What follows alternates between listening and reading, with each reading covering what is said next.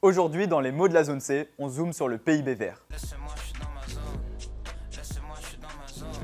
En français, on peut traduire le IWI, Inclusive Wealth Index, par un indicateur de richesse globale. C'est un indicateur nouveau pour mesurer la croissance d'un pays. On l'appellera PIB vert parce que c'est quand même plus simple à prononcer. Pour faire simple, cet indicateur ajoute un aspect humain et un aspect environnemental au PIB, le produit intérieur brut d'un pays. En le mesurant, vous pourrez savoir si la croissance d'un pays est durable. Il est basé sur des critères totalement différents les uns des autres. On peut par exemple citer le prix de vente des récoltes, le taux d'emploi ou encore les réserves de forêt. Le PIB vert voit le jour en 2002 lors du sommet de la Terre Rio+20. Il a été créé de toutes pièces dans le cadre du PNUE, le Programme des Nations Unies pour l'environnement. L'objectif premier est alors de susciter un intérêt international autour de questions socio-environnementales se faisant toujours plus pressantes. Mais cette nouvelle forme de PIB n'est pas le premier baromètre du genre. En 1995, l'IPV, l'indice de progrès véritable, voit le jour au sein d'un institut californien, Redefining Progress. Il englobe alors davantage de critères. Le principe est de soustraire des facteurs négatifs